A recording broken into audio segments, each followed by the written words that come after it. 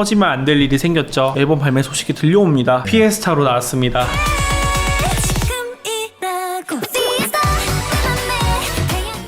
평행우주에서는 행복하게 활동하고 있는 얘들아. 이사돌 두 번째 순서는 가장 아름다운 12송이의 꽃, 영화 같은 스토리 아이즈원에 대해 알아보도록 하겠습니다. 안녕하세요. 저는 이사돌에서 오른쪽에 앉은 우왕, 왼쪽에 앉은 저항입니다. 지난번 이사돌에서 첫 번째로 다뤘던 뉴이스트가 국내 러브분들 뿐만 아니라 해외 러브분들도 많이 봐주신 것 같아요. 정말 감사합니다. 감사합니다. 아이즈원 얘기도 참 재밌을 것 같아요. 재밌으면 좋겠네요. 아이즈원 이야기를 하려면 프로듀스 48부터 거슬러 올라가야 되죠. 그 시절에 프로듀스 48은 좀 낭만이 있었던 그런 느낌? 잘하는 애들 응원하는 것도 재밌지만 그치. 응원하는 맛이 좀 나잖아요. 프로듀스 48 자체가 흥행을 진짜 많이 했었고 나중에 조작 사건 이런 거랑 별개로 지금까지 회자되는 무대들도 되게 많이 있잖아요. 분바가 갑자기 떠오르네요. 우리 혜원이 초원이 어쨌든 내 거야 라는 노래 자체가 청순했죠.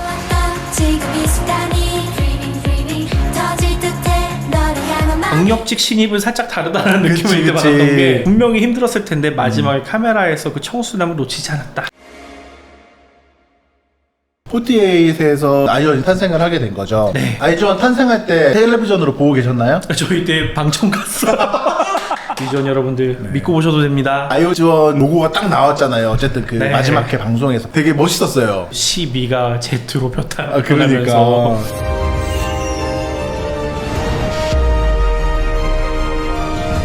멤버 나이 순서대로 한번 간단하게 알아보도록 하죠. 권은비님 리더시죠? 네, 권리다. 되게 유명한 거 많아요. 스포 같은 거 막 하다가 걸렸어? 걸렸다기보다 혼나? 아니요, 권은비가 했어요. 미야와키 사쿠라님 HKT48 출신이고 총선거에서 굉장히 높은 순위를 기록하셨었어요. 내과에선 전체 센터였죠. 강혜원님 지옥에서 온 청순 래퍼 분바야 최예나님 저 스마일리 노래 진짜 좋아해요. 데뷔곡이죠. 이채연님 나나나나나 김채원님 쌈무 지금은 르세라핌의 리더로서 활동을 하고 계시죠. 김민주님 4세대 걸그룹 비주얼의 한 축을 담당하고 계시는 야부키 나코님 굉장히 아담한 멤버 하지만 초등학교 때 데뷔했을 때부터 모습을 쭉 보온 저로서는 이게 큰 거다. 혼다 히토미님 일본에 47개의 현이 있어요. 그 현에서 멤버를 한 명씩 뽑았는데 거기에 토치기 현의 대표예요. 시의 대표. 시의 대표다. 그리고 조유리님 솔로 그리고 안유진님 지금 또 아이브로 최상한가를 달리고 계시잖아요. 장원영님 갓기 센터 오브 센터 장원영님. 이렇게 12명이 데뷔를 해서 미니 1집을 발매를 했죠. 네, 앨범명이 뭐죠? 컬러라이즈. 맞아요. 네, 위즈원의 새로운 시작을 알리는 앨범이죠. 타이틀곡은 뭐죠? 랄랄랄라비아.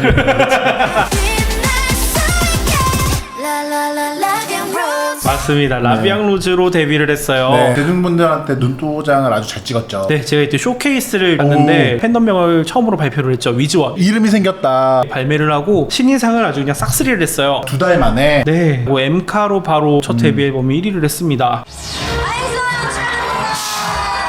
꽃 3부작의 시작을 알리는 장미 모티브로 한 앨범이에요. 그래서 라비앙 로즈. 이때 TJ에서 플레디스의 위탁으로 프로듀싱을 맡겼어요. 플레디스가 잘해요. 이런 거는 또 전편이 뉴이스트 분들도 플레디스잖아요. 그 변태가 있다. 기가 막히다. 컬러라이즈에서 좀 기억나는 다른 곡도 있나요? 프로듀스 48에서 불렀던 노래들을 네. 아이즈원이 다시 부른 노래들이 있어요. 나 좋아하는 노래 있어요. 잘 부탁해. 앞으로 잘 부탁해. 일본 곡도 하나 있었죠. 아, 맞아요. 반해버리잖아. 이 이후에 한국 위주원분들만 계신 게 아니잖아요. 일본으로 건너가서 활동을 합니다. 이때 처음으로 발매한 싱글이 바로 스키토 이와세타이. 아, 이거 뮤직비디오 보셨나요? 그 쓰레기. 뒤에 컬러 쓰레기.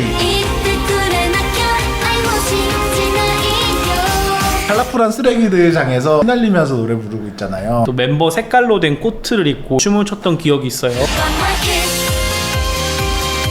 K-팝 팬분들이 J-팝을 제대로 접한 계기라고 생각을 합니다. 살짝 시스템이 다르죠. 보통 한국에서는 하트 분배를 어울리는 목소리나 이 멤버가 노래 진짜 잘한다 하면은 이 멤버가 고음을 맡거나 이런 거를 하지만 일본은 얄짤없다. 인기순위다. 투표순위 있잖아요. 그 순서로 파트 분배를 했어요. 이때 일본 싱글 1집 같은 경우에는 성적이 좋았나요? 매우 좋았죠. 이게 일본 레코드 협회에서 플래티넘 인증을 받았어요. 플래티넘 인증을 받으려면 앨범이 25만 장 이상이 팔려야 돼요. 근데 데뷔 싱글부터 받아버렸다. 대단하네. 그러면 양국에서 다 인기가 많다는 거 아니에요. 시작부터 좀 남달랐죠. 이미 일본에서 인기 멤버였던 분들이 다수 계셨으니까. 어떠세요? AKB나 HKT48 팬들도 여기에 관심이 많이 가진 건가요? 이때는 사실 K-팝 팬들의 유입이 더 많았던 것 같아요. 48 팬분들은 개인 팬화 같은 게 많이 돼 있어서 미야오키 사쿠라님이나 아니면 야부키 나코님, 혼다이 토미님 팬분들은 좋아하실 수 있지만 K-팝 덕후분들의 대동단결이었습니다. 그리고 그 다음 좋아하시는 노래 아니십니까? 넌 나의 비올레타. 한국 미니 이지. 하트 아이즈 비올레타가 나왔습니다. 이것도 꽃 3부작 중에 하나인가요? 네, 이거는 제비꽃. 이게 사실 티저부터 또 민주님 좋아하시잖아요. 깜짝 놀랐다. 이게 사람이냐? 또 이때 좋은 노래들이 많죠, 앨범에. 뱀파이어 컨셉으로 나왔던 하이라이트라는 노래가 있어요. 꼭 들어봐야 돼요.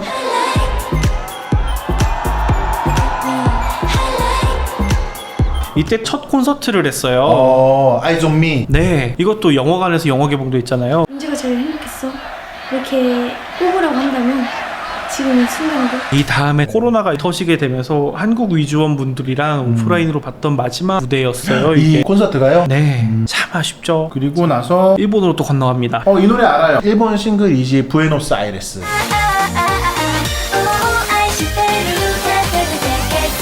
귀를 의심했어요. J-팝 감성입니다. 어쩔 수가 없어요. 이것도 티저에서 민주가 사람을 낚았다. 싱글의 다른 노래에도 뮤직비디오가 만들어졌는데 토시시타 보이프렌드라는 연하의 남자친구라는 노래가 있는데 멤버들이 남장을 했어요. 저 그거 봤어요. 네, 예나님이 네. 오빠랑 똑같이 생겼어요. 알짜성민님. 네.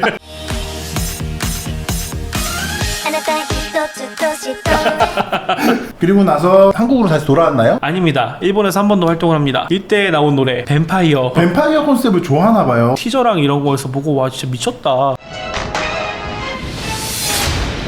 하이라이트에서 뱀파이어 컨셉 맛만 보여줬더니 이제 본격적으로 하는구나 싶었는데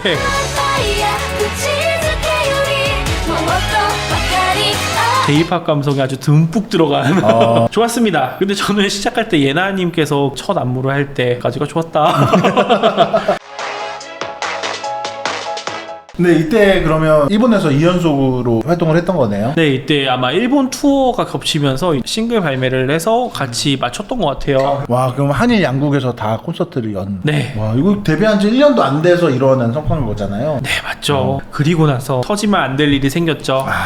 시청자 문자 투표를 조작해서 순위를 뒤바꾼 프로듀스 101. 벌써 그까지 간다고? 이때야? 이때 정규 1집이 나온다는 티저도 나오고 블루마이즈라고 하이라이트 메들리도 나왔어요. 나 그때 기억나. 힘들었던 시기. 네, 쇼케이스도 했어요.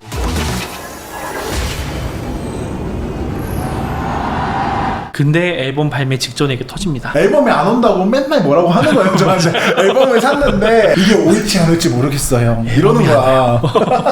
어쩔 수가 없었죠. 그래서 활동이 쭉 밀립니다. 쇼케이스만 진행을 했고 콘서트에서 노래는 공개를 했었어요. 유닛곡 같은 거를. 그 곡을 꽤 많이 못 들었습니다. 곡이 피에스타라는 것도 이미 다 알려졌고 쇼케이스는 진행한 상태에서 노래 들은 사람은 진짜 명곡이라고 하는데 기다린 사람 중에서 알 수가 없으니 계속 기다리고만 있었죠. 이제 멤버들이 일본으로 다시 돌아간다는 소식이 들려오기 시작합니다. 와, 이거는 활동 기간이 그렇게 길지도 않은데 이런 힘든 상황이 자꾸 닥치니까 마음 졸였던 것 같아요. 멤버들이 자숙 아닌 자숙을 하면서 들려오는 소식이 없어요. 애들이 뭘 하고 있는지도 모르겠고 소식을 전해줘 오는 아무런 매체도 없고 프라이빗 메일이나 아니면은 버블이나 이런 것도 아예 없는 상태에서 계속 이렇게 기다리기만 하는 시간이 되게 길어졌죠. 지금이야 아이들이 모두 피해자로 사람들이 모두 알고 있고 그때만 돼도 자칫하면 멤버들이 문매 맞을 수 있는 일촉즉발의 상황이자 얼려왔던 상황인 건 맞는 것 같아요. 그리고 스원이 해체를 완전히 하는 걸로 결정이 나고 나서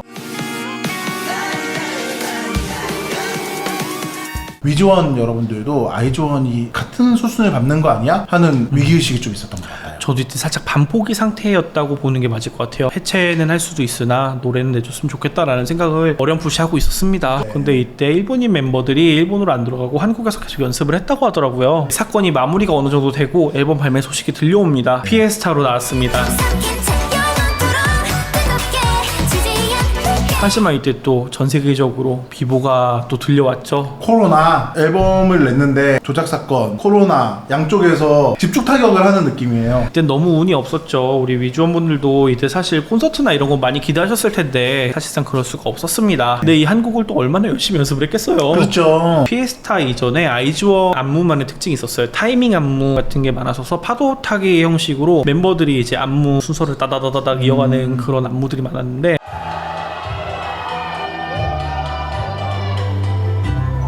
근데 이번에 피에스타 사전에 쇼케이스에서 찍은 안무 영상 같은 게 있을 거 아니에요? 그것과 무대에서 나온 영상에 안무가 달라요. 시간이 많았던 거지, 연습할 시간이. 피에스타 또 축제잖아요. 온통 축제예요. 노래 가사도 그렇지만 최고의 명곡이었습니다. 피에스타는. 이 앨범의 피에스타 타이틀곡이 꼭 3부작의 마지막인 네. 거죠. 3부작의 마지막으로 플레디스가 위탁 프로듀싱을 종료합니다. 이게 왜 그렇게 갑자기 종료를 하게 된 거죠? 그냥 계약 기간이 끝난 것 같아요. 플레디스랑 여기까지만 하자라고 하고 그 3부작을 기획을 했던 것 같고 그러고 나서 무슨 뭐 속사정이나 이런 것도 없이 그냥 바로 다음 앨범이 나옵니다. 마지막이라고 생각을 못했어요. 타이틀곡 파노라마입니다.